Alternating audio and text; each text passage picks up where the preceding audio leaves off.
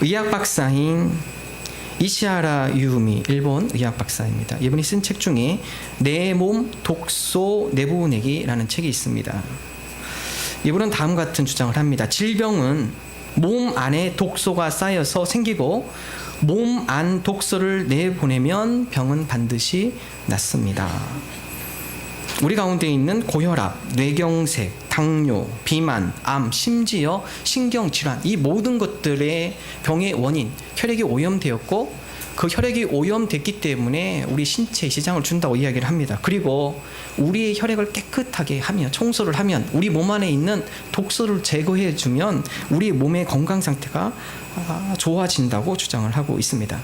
다소 엉뚱한 책의 이름이지만 만병통치, 조운산 씨가 쓴 책이죠. 모든 병은 몸 안에 쌓인 쓰레기 같은 찌꺼기 때문인데 몸 안 찌꺼기를 배출하면 몸이 건강해지고 웬만한 병에 걸리지 않는다고 이야기합니다. 의학의 시조인 히포크라테스 다음과 같은 유명한 얘기를 남겼습니다. 속을 비우는 것이 병을 고치는 방법이다. 우리가 지금 많은 병을 안고 살아갑니다. 그 이유 중에 하나는 너무 잘 먹어서 그렇습니다. 먹을 것을 구분하면서 먹어야 하는데 그렇지 않고 우리가 좋아하는 음식을 너무 많이 과다 섭취하다 보니까 많은 안 좋은 음식들이 우리 안에 쌓이게 되고 그것이 쓰레기가 되어서 우리 몸을 힘들고 병이 들게 한다고 이야기를 합니다. 여러분, 우리 몸뿐만 아니라 우리 마음도 마찬가지입니다. 우리 정신도 마찬가지입니다. 우리가 담지 말아야 할 병, 담지 말아야 할 마음, 우리 가운데 있는 분노심, 우리 마음 가운데 있는 시기심, 상처들, 그럼 이것을 빨리 청소하시는 분, 잘 구분해서 남길 것은 잘 남기고 버릴 것은 잘 버리시는 분들, 이런 분들이 마음이 건강해지죠. 이것을 처리하지 않고 모든 마음의 찌꺼기 쓰레기를 꾹 안고 지내시면 골병이 들게 됩니다. 마음이 병이 들고 정신적으로 영향을 주고 우리의 신체, 육체까지 영향을 주게 되어진다는 것입니다. 오늘 누가복음 19장에 등장한 유명한 인물 삭개오, 너무나 잘 알고 있는 말씀이죠. 이 삭개오, 마음이 병드신 분입니다. 마음이 여러 가지 갈등과, 비록 성경은 그로 하여금 세리장이고 부자라고 표현하고 있습니다. 그렇지만 그 마음 가운데는 만족하지 못하는, 그의 인생 가운데 자족하지 못하는, 그리고 그 마음 가운데 진정한 평안을 누리지 못하는 한 이야기가 오늘 말씀에 기록이 되어 있습니다. 바로 그 삭개오를 변화시킨 말씀. 그래서 오늘 누가복음 19장 10절에 읽은 말씀에 인자가 온 것은 잃어버린 자를 찾아 구원하려 함이라. 예수님을 만나고 변화된 삭개오. 오늘 이 말씀을 통하여 삭개오의 변화를 통해 우리도 삭개오의 회심처럼 주님을 만남으로 우리 가운데 주님의 깊은 인격적 만남과 주님과의 교제를 통해 우리도 구원의 역사, 변화의 역사를 체험하는 저와 여러분 되시기를 주님의 이름으로 축원합니다. 여러분, 첫 번째, 삭개오가 주님을 만나기 위해서 그의 모습은 다음과 같이 기록합니다. 예수님을 만나기 위해서 또 그 가운데 변화되게 해서 첫 번째 단계, 신앙의 방해 요소를 극복한 것을 성경 기록을 하고 있습니다. 누가복음 19장 3절과 4절의 말씀 우리 함께 한 목소리로 읽겠습니다.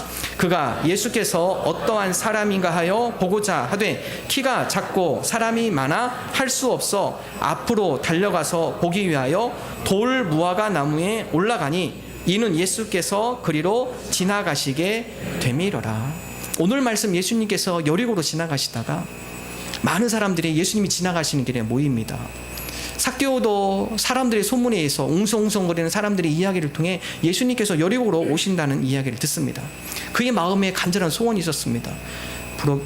비록 경제적으로 부유했지만, 가진 것이 많았지만, 직위가 높았지만, 그러나 그 마음속에 있는 인생의 공허감, 특별히 자기 민족으로 하여금 매국노라 하면서 모든 이웃들과의 관계가 차단되어짐으로 그로 인한 외로움, 삭개오가 그러한 문제를 가지고 간절한 마음의 갈망을 갖습니다. 나도 저 예수님이랑 그분을 만나면, 그분을 뵈면 내 인생 가운데 변화가 일어나지 않을까? 그가 그러한 마음을 가지고 예수님 앞에 다가갑니다. 그렇지만 그 가운데 여러 장애 요소가 있었습니다. 첫 번째는 자기 내부의 요소입니다. 키입니다. 많은 사람들이 예수님 주변에 모여있고 키가 작은 삭개오가 까치발을 들어서 예수님을 보려고 하지만 볼 수가 없습니다. 특별히 오늘 성경 말씀에 보면 삭개오가 예수께서 어떠한 사람인가 하여 보고자 하되 기록이 되어 있죠. 여러분, 헬라어는 이것을 미완료 시제로 쓰고 있습니다. 한번 키가 작아서 까치발 들어서 보려고 했지만 안 보인다 해서 포기하는 것이 아니라 어떻게 해서라도 내가 예수님을 봤으면 좋겠다, 강한 의지의 표현이죠. 비록 자기의 신체에 결함이 있지만, 신체에 부족함이 있지만, 그럼에도 불구하고 포기하지 않고 예수님을 보고 예수님을 만나고자 하는 삭개오의 모습. 두 번째 모습 보면 자기 키뿐만 아니라 사람들이 너무 많이 모여 있습니다. 이미 삭개오는 주변 사람들로 하여금, 그 민족들로 하여금 매국노라는 인식이 있습니다. 그 당시에 유대인으로 하여금 세금을 걷어서 로마 황제에게 바칩니다. 많은 사람들이 매국노라고 해요. 너는 나라를 팔아먹는 로마 황제의 일꾼. 삭개오가 주변 여러 사람들로부터 따돌림을 당합니다. 그런 가운데 사람들 비집고 들어가는 거 쉽지 않습니다. 삭개오가 사람들을 뚫고 들어가는 것을 내려놓습니다. 그리고 예수님을 만나고자 하는 갈망을 내려놓지 않고 예수님께서 이 앞을 지나가니까 내가 저 앞에 있는 돌 무화과 나무, 길 옆에 있는 돌 무화과 나무에 올라가야겠다.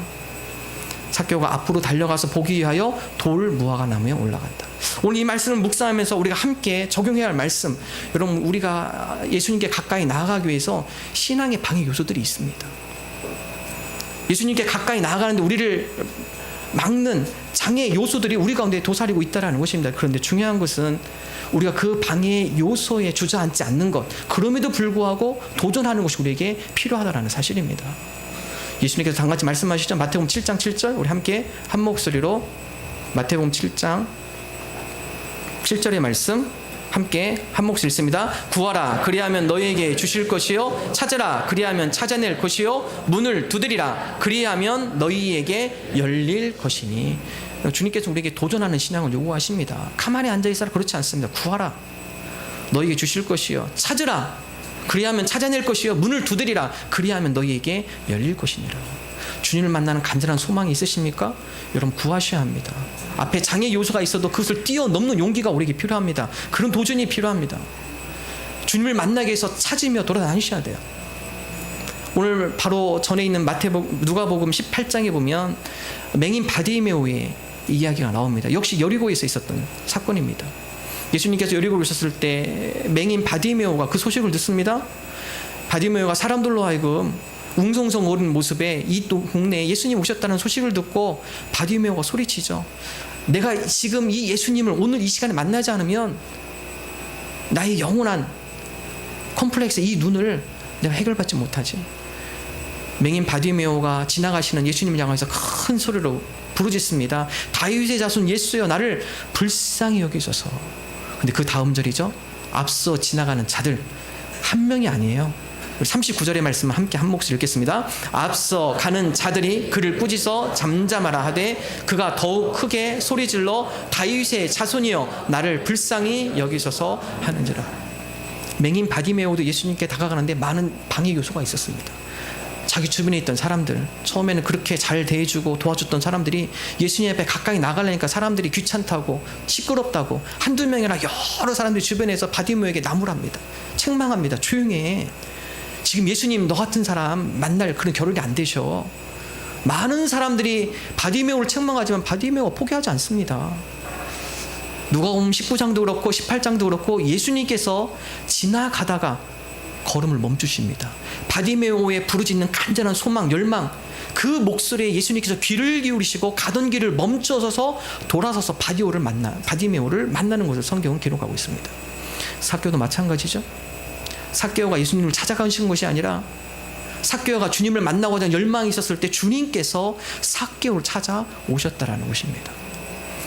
오늘 저와 여러분 가운데 우리가 주님을 만나는데, 신앙생활하는데 우리를 방해하고 우리를 올가매는 장애물, 방해 요소들 무엇이 있습니까? 여러분, 그 언덕을 넘으셔야 돼요. 그 언덕을 넘었을 때 주님께서 그 언덕 밑에서 기다리고 계십니다.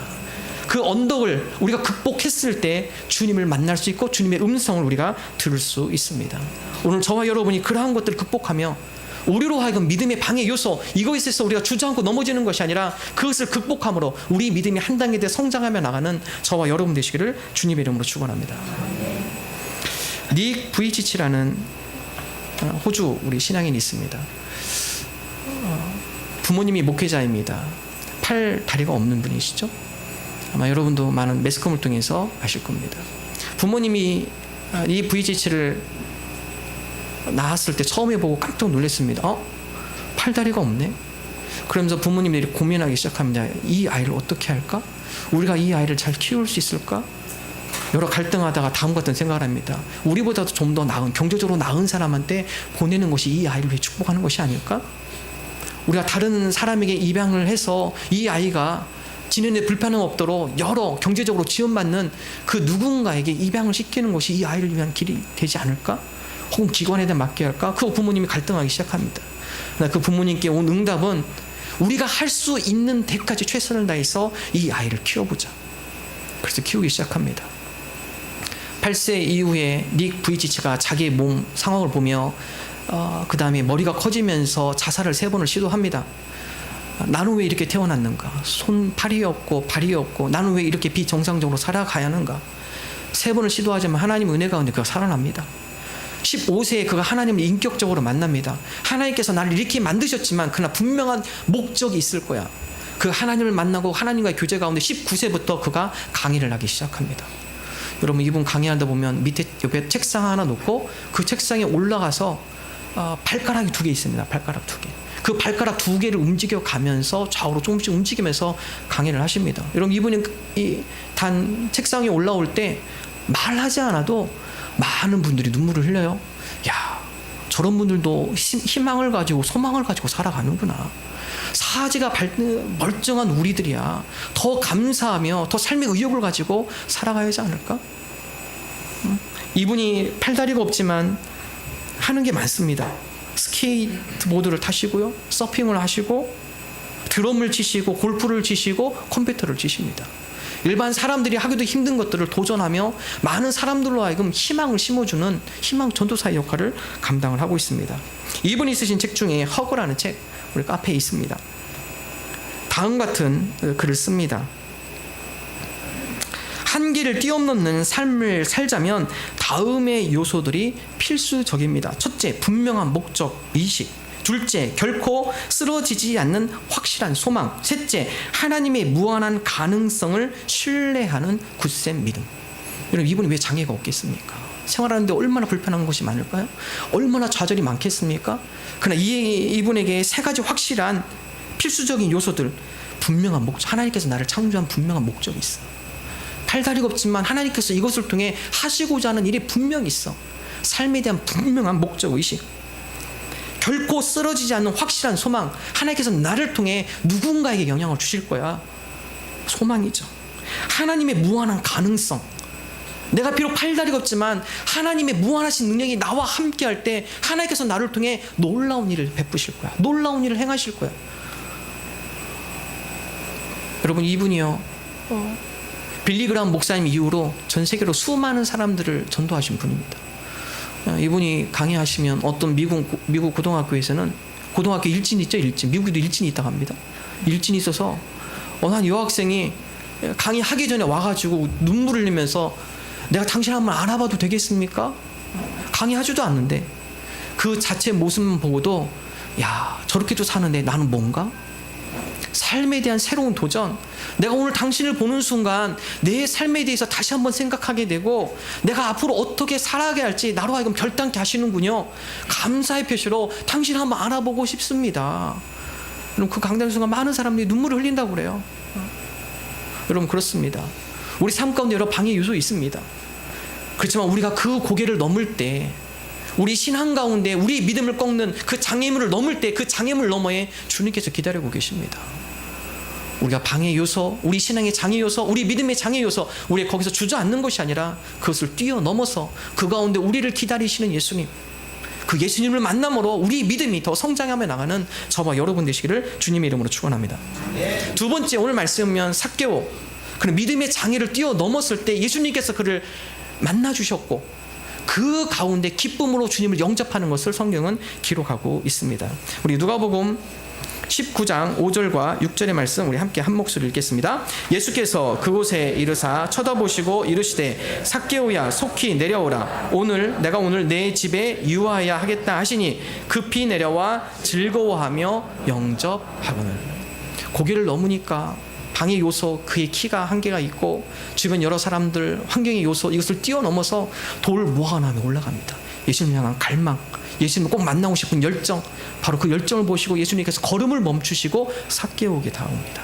그리고 삭개오에게 다음 같은 얘기를 하면, 삭개오야 속히 내려와라. 오늘 내가 네 집에 거해야겠다. 삭개오의 반응, 급히 내려와서 즐거워하며 예수님을 영접합니다. 여러분, 그 당시에 예수님은 유명 스타이셨죠. 각 마을마다 사람들이 예수님께 모여들고, 병자들, 또 삶 가운데 어려움을 당한 자들, 그들이 예수님께 치유받기를 원하시고 예수님이 위로해 주기를 원하시고 수많은 사람들이 예수님에 몰려들었습니다. 삭개오가 생각할 때 저렇게 많은 사람들을 끌고 다니시고 많은 사람들이 만나기 원하는데 나 같은 사람이야 예수님을 만날 수 있을까? 나 같은 사람에게 예수님께서 관심을 가져주실까? 나는 죄도 많고 다른 사람 돈을 불의로 취해서 입마에 뽑게 내 주머니로 그것을 이익을 채우고 이렇게 욕심 많고 죄 많은 나를 저분이 만나 주실까? 근데 의외로 예기치 않게 예수님께서 삭개오를 만나 주셨습니다. 그가 급히 내려와서 전혀 예상치 않은 일이었는데 예수님께서 자기를 보고, 삭개오라는 것은 자기가 밝히지 않았어요. 그러나 이미 자기를 알고 계신 예수님, 삭개오의 이름도 알고 계시고 그의 마음 상태도 알고 계시고 그의 모든 허물과 죄악도 다 알고 계신 예수님께서 미리 삭개오를 찾아가자 삭개오를 위로해 주십니다. 삭개오가 즐거워하며 영접합니다. 여러분, 그렇습니다. 우리가 예수님을 만난다는 것, 우리 마음 가운데 기쁨으로 영접해야 합니다. 그럼 삭개오만 찾아갈까요? 예수님께서도 우리에게 수도 없이 우리의 마음을 두드리고 계십니다. 문제는 우리가 그 예수님의 음성에 귀를 기울이며 주님의 음성을 듣느냐 못 듣느냐입니다. 요한계시록 3장 20절 다음과 같이 말씀이시죠. 함께 한 목소리 읽겠습니다. 볼지어다 내가 문 밖에 서서 두드리노니 누구든지 내 음성을 듣고 문을 열면 내가 그에게로 들어가 그와 더불어 먹고 그는 나와 더불어 먹으리라. 예수님께서 문 밖에 서서 두드린다. 여러분, 삭개오만 두드리는 것이 아니라 오늘 우리 삶의 여러 영역, 환경 가운데 주님께서 문을 두드리셔요. 어떤 사건을 통하여서, 어떤 만남을 통하여서, 하나님의 말씀을 묵상하는 가운데서, 말씀을 들으면서 예배를 드리는 가운데 우리의 마음을 두드리신다는 것입니다. 문제는 우리가 그 음성을 듣고 문을 여는 것이 중요하죠. 문을 열고, 주님 오늘 그 말씀을 듣고 제 마음 가운데 임하여 주옵소서. 오늘 그 말씀대로 저에게 임재하여 주옵소서. 여러분, 이것이 우리 삶 가운데 예수님을 영접하는 것입니다. 우리 마음이 문을 열지 않으면 예수님 음성보다는 내 생각이 맞는 것 같다, 내 고집이 맞는 것 같아, 내 이익이 먼저인 것 같아. 여러분, 그럴 때 예수님을 맞이할 수 없는 것이죠. 영접할 수 없는 것입니다. 예수님의 음성을 듣고 주님을 영접한다는 것은 내 고집을 내려놓는 것입니다. 예수님 말씀에 내가 철저히 순종하는 것입니다. 그분의 뜻에 온전히 내가 따르는 것입니다. 이것이 바로 순종, 예수님을 우리 삶 가운데 영접하는 신앙의 모습입니다. 프랑스에서 태어난 미국 작가 마르셀 듀냥이라는 작가가 있습니다. 이분이 예술품 가운데 샘이라는 유명한 예술품이 있습니다. 보여주실까요? 그럼 뭐 같으세요? 대단한 유명한 예술품입니다. 이거 1917년 미국 뉴욕 독립미술가전에서 이분이 낸 작품입니다. 거기에는 다음 같은 제목이 써 있습니다. 레디 메이드, 기성품.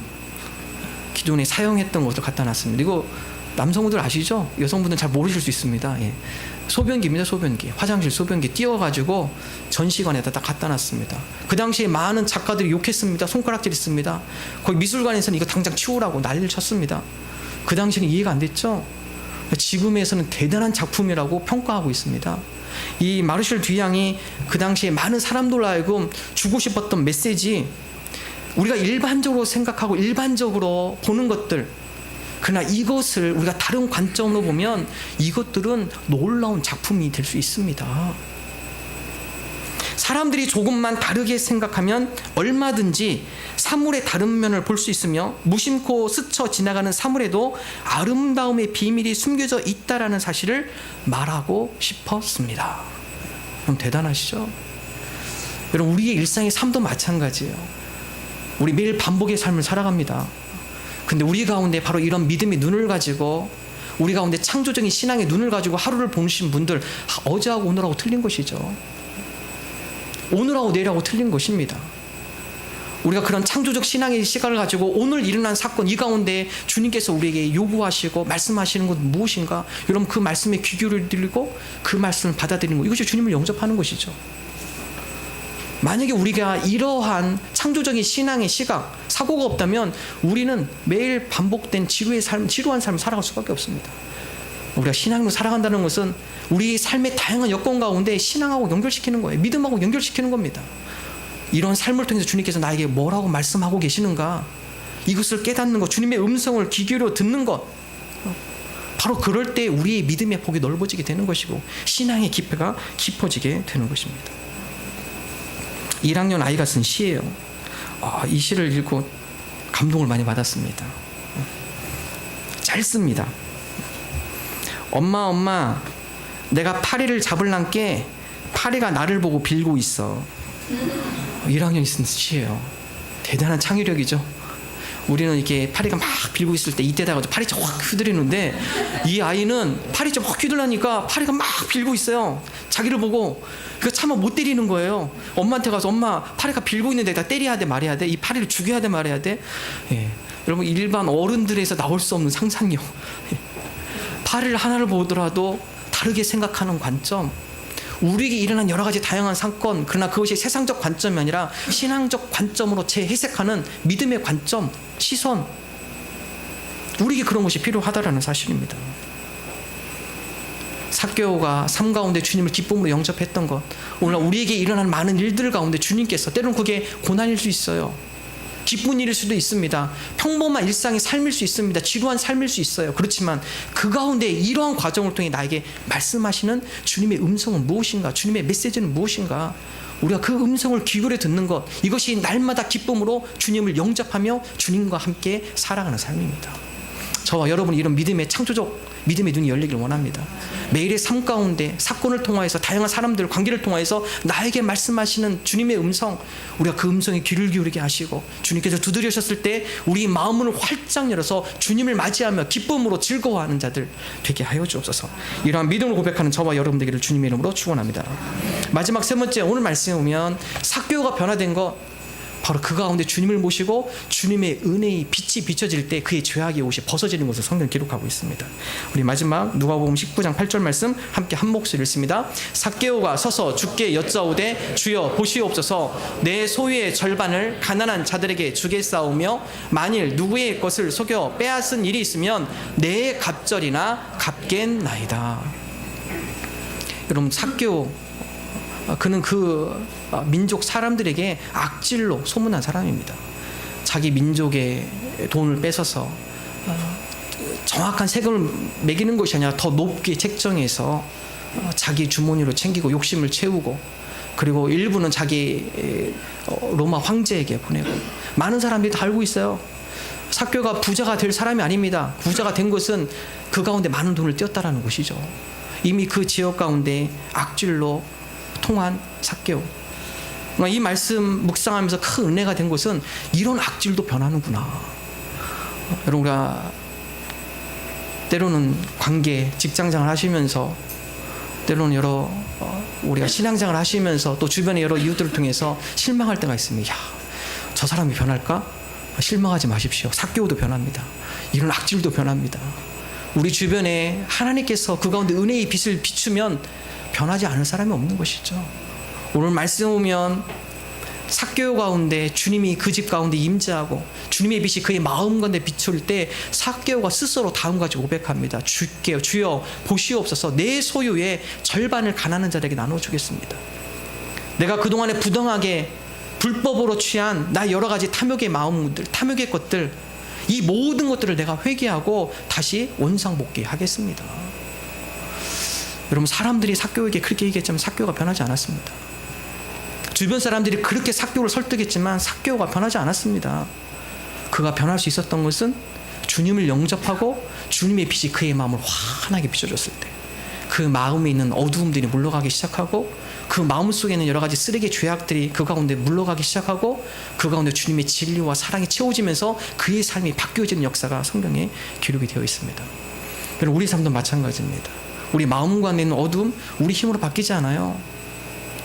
여러분, 우리의 자녀들 우리의 생각과 우리 뜻대로 바뀌지 않습니다. 우리의 배우자들 우리의 생각과 뜻으로 바뀌지 않아요. 바뀌려면 하면 할수록 더 시험 듭니다. 더 힘들어져요.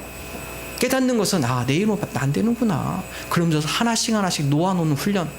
그러면서 하나님께서 그 가운데 은혜의 빛을 비춰줘야 하는구나. 하나님께서 그 가운데 역사해 주셔야 하는구나. 이것을 깨닫는 것이죠. 나는 포기하고 하나님께서 그 가운데 역사하시기를 간절히 소망하는 것. 여러분, 이것이 믿음의 성장이죠. 오늘 말씀, 오늘 주보 뒤에 칼럼에도 썼습니다. 자녀를 바꾸는 것 절대 우리 힘으로 되지 않습니다. 어느 한 고3 수험생의 일기 묵상, 고3 수험생이다 보니까 너무 부모님하고 갈등이 심해요. 아버지가 공부하라는 얘기에 이 수험생이 화가 나서 부모님과 싸웁니다. 대듭니다. 그러다 한 대 맞죠. 맞아가지고 집 뛰쳐나갑니다. 여러분, 이 부모와 갈등이 일어난 자녀를 어떻게 변화시키겠어요? 그 다음이 중요하죠. 이 아이가 감사하게도 큐티하는 학생이에요. 하나님의 말씀을 묵상하다 보니까 하나님의 말씀의 빛이 자기의 마음을 두드리기 시작합니다. 네가 잘못했잖아. 네가 수험생이라는 그 딱지 가지고 너희 아빠한테 대들었잖아. 그러면서 스스로 깨닫게 됩니다. 말씀을 통해 자기가 얼마나 이기적으로 잘못된 행동을 했는지. 그러면서 그 가운데 잘못한 것을 깨닫고 용기를 내게 하고 부모님 앞에 용서를 구하고 다시 관계가 회복되어지는 것. 말씀의 빛이, 은혜의 빛이 그 가운데 비치니까 그 가운데 죄악이 드러나기 시작하고 잘못이 드러나기 시작하고 스스로 그 가운데 죄악의 잘못의 옷을 벗고 다시 되돌아오는 자녀의 모습. 삭개오 가운데 은혜의 빛이 비쳤을 때 죄악의 옷이 벗어지는 것이죠. 잘못된 모습을 벗고 새로운 결단하는 삭개오의 모습. 오늘 저와 여러분이 하나님의 은혜의 빛 가운데 우리의 죄악의 허물들이 벗어지기를 원합니다. 우리 가운데 절제되지 않는 중독의 요소들, 뭔가 이거 안 하면 불안해지는 나의 일반 사소한 여러 주변의 중독의 요소들, 하나님 은혜의 빛으로 말미암아 우리 가운데 그런 죄악의 모습들, 하나님 이런 것들이 벗어지게 하시고 하나님의 은혜의 사람으로 변화되는 인생, 우리 삶 가운데 도전하는 인생 되게 하여 주옵소서. 우리가 이러한 믿음으로 고백하며 나가는 저와 여러분 되시기를 주님